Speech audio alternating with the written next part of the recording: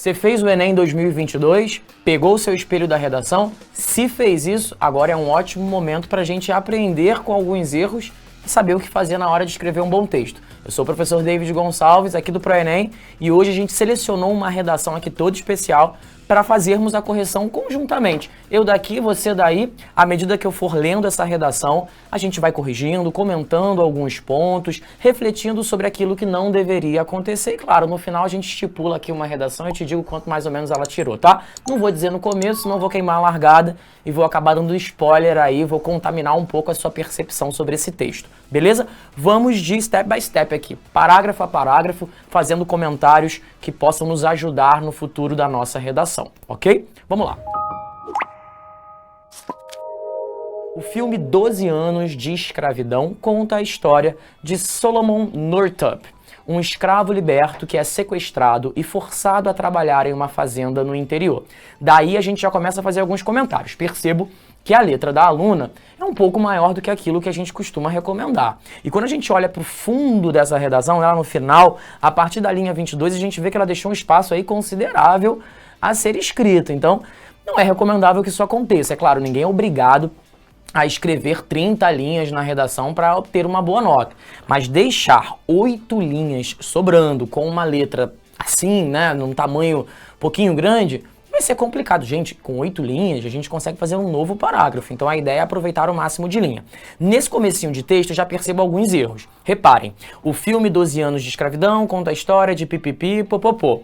Vírgula, né? Reparem que ela vai trazer aí um aposto em relação ao Salomon, ou Solomon. Não consigo reconhecer muito bem a grafia do nome. Reparem, eu acho que isso é um Solomon, mas parece um A também. Então eu tô me colocando bem na posição de um corretor que não conhece, certo? Não conheço o filme, tô sendo informado por ele. Então aqui eu ficaria um pouco em dúvida em relação a essa grafia. Assim como da letra E ou O. Parece um E, mas eu acho que seja um O, isso poderia causar algum tipo de confusão na leitura. Depois do nome próprio da pessoa que foi aí, né, de quem se conta a história no filme, espera-se que se coloque uma vírgula, isso não aconteceu. Joia? Um escravo liberto que é sequestrado e forçado a trabalhar em uma fazenda no interior. No interior de onde, não é mesmo? No interior de Goiás, no interior do Rio, no interior do Brasil, do continente americano. Sabe-se lá Deus de que interior esta pessoa está falando, porque ela não identificou pra gente. A gente sabe que é no interior de algum lugar, tá? Então seria interessante explicar aí. Na qual foi submetido a condições precárias e faltou um Azinho, seria recomendável colocar esse A, já que ela colocou o A antes, há condições precárias e há situações desagradáveis. Alguns comentários. Parece que, eventualmente, a aluna coloca uma letra maiúscula que surge um pouco do nada, você percebe? Atenção para esse S de situações aí. Repara que o S do 12 anos, ela coloca minúsculo. E aí, quando ela coloca em situações, ela coloca maiúsculo, sem nenhuma razão aparente. O Enem é bem chatinho com isso, tá, gente? Então é importante diferenciar corretamente maiúscula de minúsculo. Além disso, ela coloca um na qual que faz referência ao fazenda. E isso também não ficou muito bom, porque entre fazenda e o na qual, ela encasquetou no interior. Então seria interessante que o na qual estivesse logo depois do fazenda. Aí ela coloca um no entanto, que é um conectivo adversativo, e aí me parece um pouco estranho, porque se é um conectivo adversativo, esperava-se que o conteúdo da frase que se segue fosse contrastante em relação ao conteúdo anterior. Fez sentido? Fui à praia, ponto. No entanto, não me molhei. Entendi. Então significa que se espera que você vá à praia e que você se molhe. Então você bota um no entanto para indicar certa relação de choque. Só que quando ela coloca esse no entanto aí é um pouco estranho, porque ela diz de um filme, né? Ela fala sobre um filme que conta a história de um escravo liberto. Aí depois ela diz que, no entanto, na cultura odierna brasileira, após a Lei Áurea, vírgula de novo, ela não colocou a vírgula nem depois do no entanto, nem depois do brasileira, após a Lei Áurea, vírgula novamente, então uma sequência aí de 3 vírgulas de que ela se esqueceu, é notória a presença de um trabalho escravo no interior. Por que, no entanto? Ela está contando a respeito de um trabalho escravo que existia, certo? Só que aí teve um escravo que foi liberto. Aí depois ela diz que na cultura brasileira, num Brasil do interior, existe ainda um trabalho escravo. A gente já não fala trabalho escravo, não é mesmo? A gente fala, no máximo, trabalho análogo à escravidão, quando se refere àquilo que se entenderia como trabalho escravo. Então, me parece um pouco estranho que você coloque esse no entanto. Já pensou se eu falasse assim? Fui à praia, no entanto, me molhei. No entanto, me molhei, mas se você vai à praia, o que se espera é que você se molhe, justamente. De modo que a expressão, no entanto, parece não condizer nesse contexto semântico. Tá? Então me soa um pouco estranho essa construção aí. Agora, analisando a qualidade da introdução como um todo, eu diria que foi uma contextualização interessante. De fato, o filme 12 Anos de Escravidão foi um absoluto sucesso de bilheteria e de público e de crítica especializada, então eu acho um repertório que faz sentido. Acho que é uma introdução magricela. E quando eu digo magricela, não é na quantidade de linhas não, tá? Ela tem 7 linhas. É no fato dessa letra ser tão grande que cria a falsa sensação de que ela tem conteúdo suficiente. Mas eu tenho certeza que se eu escrevesse com uma letra bem menor, eu conseguiria fazer dessa introdução que tem 7 linhas, uma introdução de 5 linhas. Quer dizer, o aluno está falsamente acreditando que sua redação está com uma extensão agradável, quando na verdade essa redação é muito magra. Na tese, ela parece um pouco abaixo daquilo que a gente espera também, infelizmente, porque ela diz: após a Lei Áurea é notória a presença de um trabalho escravo. Sim, você está basicamente confirmando a existência de um problema. Você que sequer estar mencionando as causas sobre as quais você poderia falar, por exemplo. Aí começa a argumentação. E aí, de novo, a aluna, né, ou o aluno, coloca aqui um no entanto.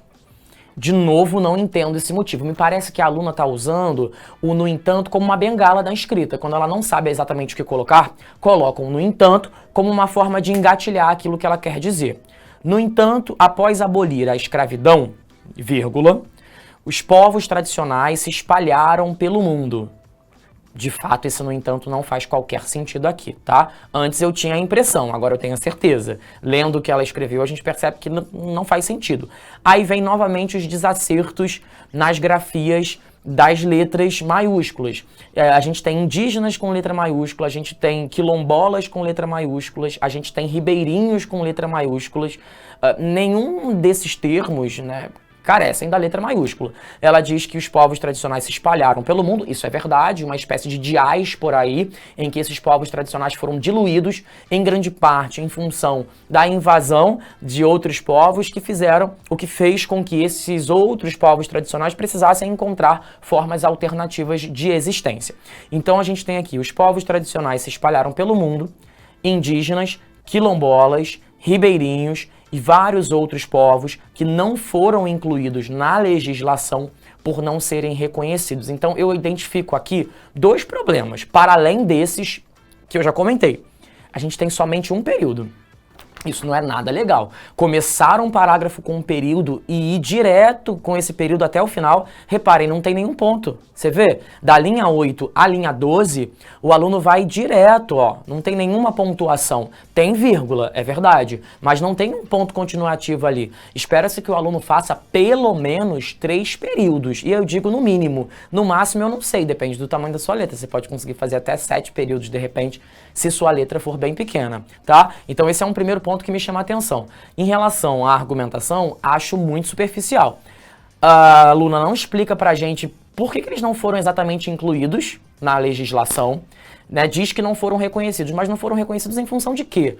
Por quê? Sob quais circunstâncias? E diz também que houve uma diluição, se espalharam pelo mundo. Mas como é que houve esse espalhamento? Decidiram simplesmente pegar a bagagem e falar: gente, eu vou sair daqui, vou para outro lugar. Teve uma razão para isso. Eles não se espalharam de uma maneira espontânea. Se espalharam compulsoriamente. Se espalharam porque perderam espaço. Se espalharam porque tiveram suas terras invadidas. Se espalharam porque o agronegócio tomou espaço ali, né, muitas vezes com produção de monocultura ou a pecuária ali tentando, né, na criação de gado. Era preciso justificar isso um pouco melhor, com uma argumentação mais cuidadosa, mais detalhista e mais minuciosa. Próximo parágrafo. A aluna decidiu não colocar nenhum conectivo. A gente sabe que isso é um problema.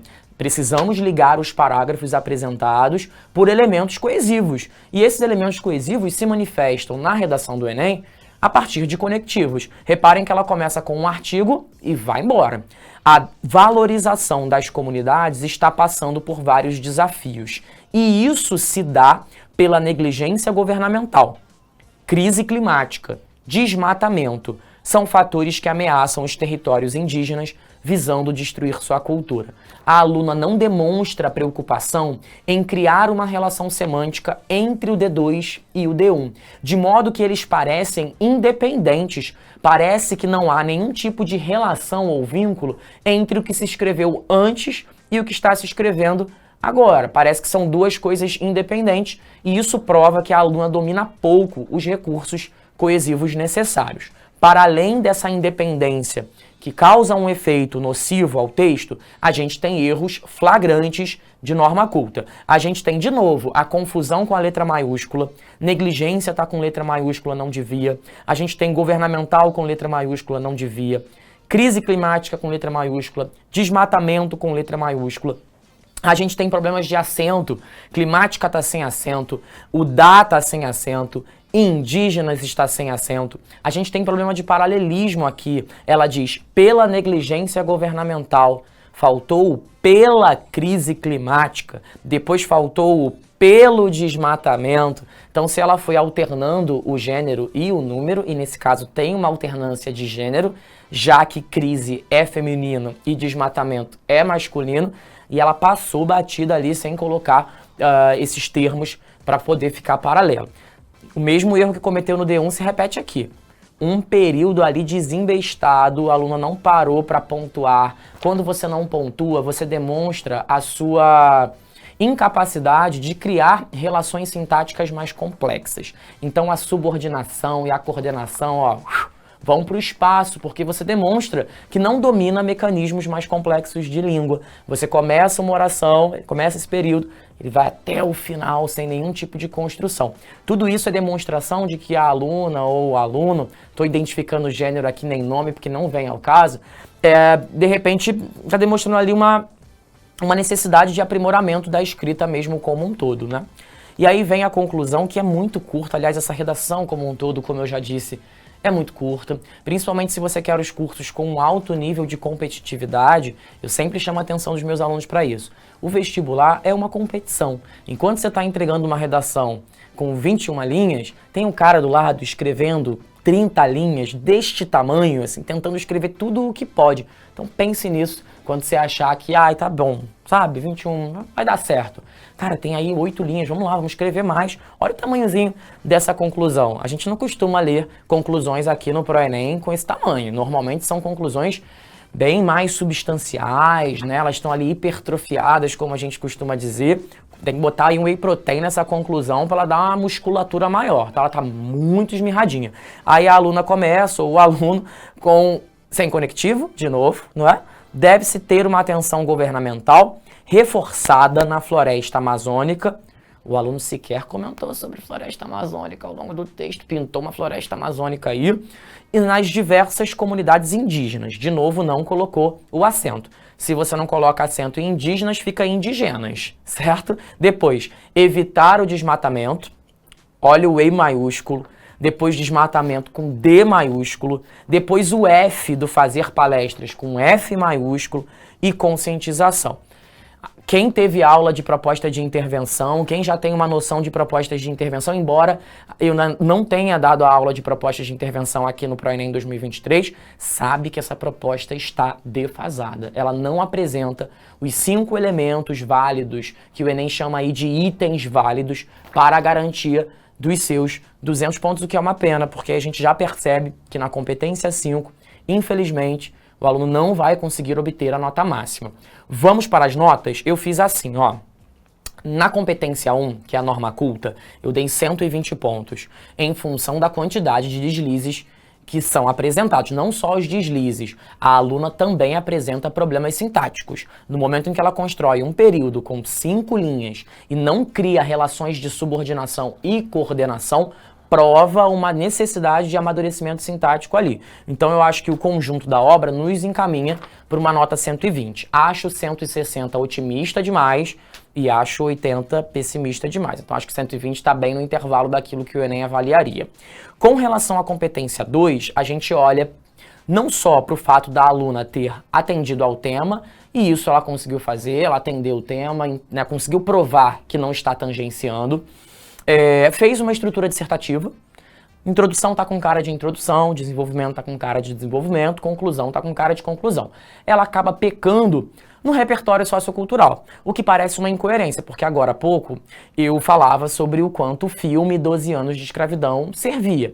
Mas o fato de eu dizer que ele servia não significa que necessariamente o aluno tiraria 200 pontos, certo? Claro que serve, é um filme válido para aquilo que se quer dizer.